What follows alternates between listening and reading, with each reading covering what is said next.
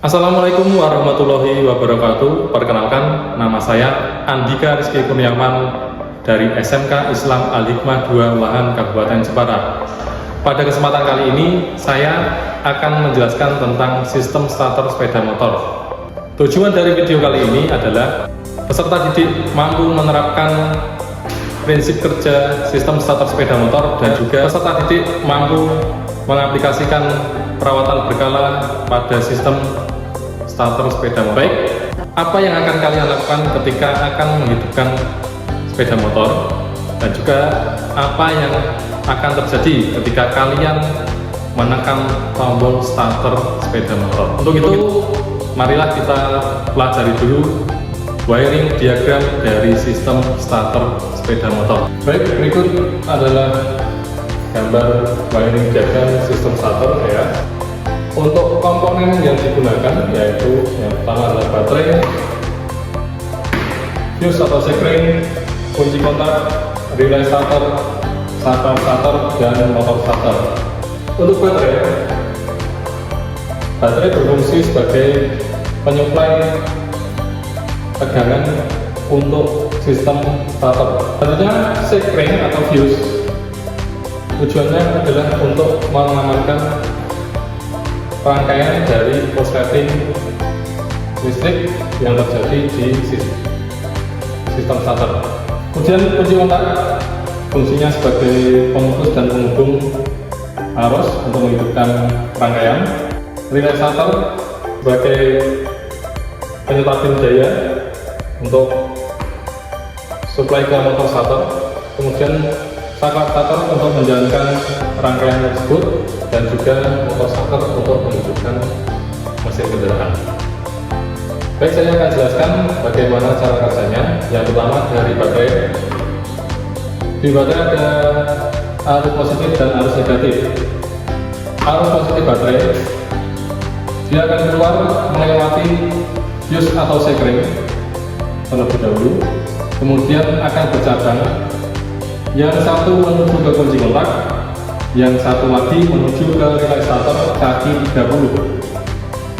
Selanjutnya dari kunci kontak, ketika kunci kontak dihidupkan, maka arus positif dari baterai akan terhubung dan masuk ke relay starter kaki 86. Kemudian negatif baterai, dia akan keluar menuju ke motor starter ya. Di sini arus negatif standby, dan juga menuju ke saklar starter.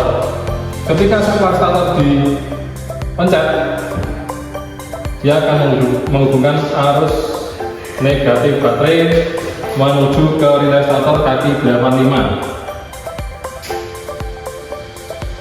Ketika saklar starter ditekan, maka akan terjadi medan magnet di relay starter, sehingga arus positif dari kaki 30 relay starter akan terhubung dan akan mengalihkan arus positif keluar dari relay starter kaki 87 menuju ke motor starter, sehingga motor starter dapat bergerak. Baik, setelah kalian mempelajari wiring diagram sistem starter yang ada di papan tulis tadi, kemudian kita akan mempelajarinya di media sistem starter yang ada di belakang saya ini. Yang kita perlukan adalah kabel ya. Di sini ada dua warna kabel, merah dan hitam.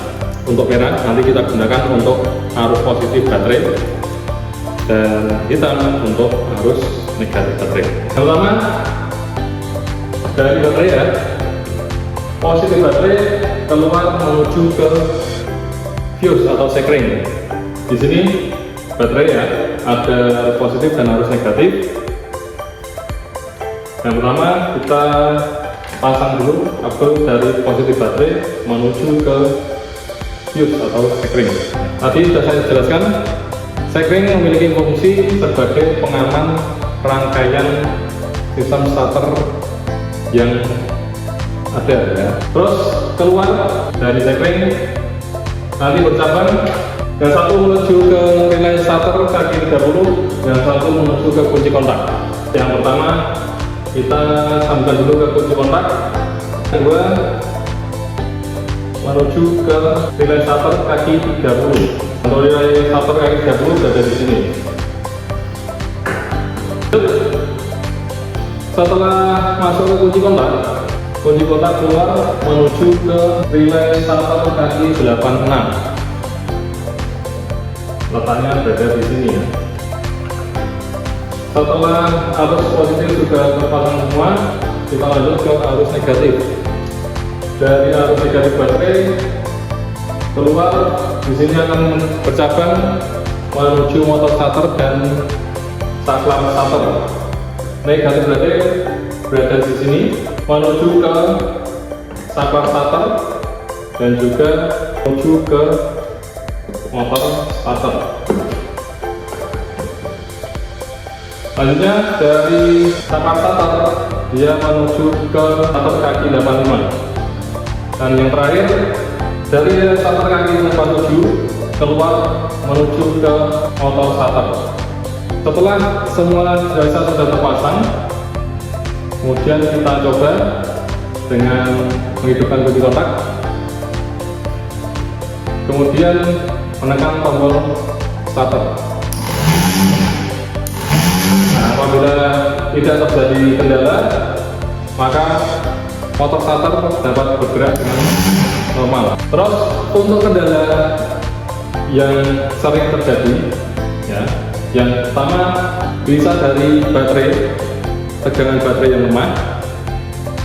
Untuk ciri-cirinya yaitu ketika dihidupkan, motor starter tidak bisa berputar dengan lancar, ya, atau tidak kuat memutar motor starter. Kendala juga terjadi di relay starter. Untuk relay starter sendiri dapat diketahui ketika rangkaian dihidupkan, apabila tidak terjadi suara klik, ya, maka dapat dipastikan bahwa relay starternya bermasalah. Apabila tidak terjadi kendala pada tegangan baterai dan juga relay starter, maka dapat dipastikan saklar starter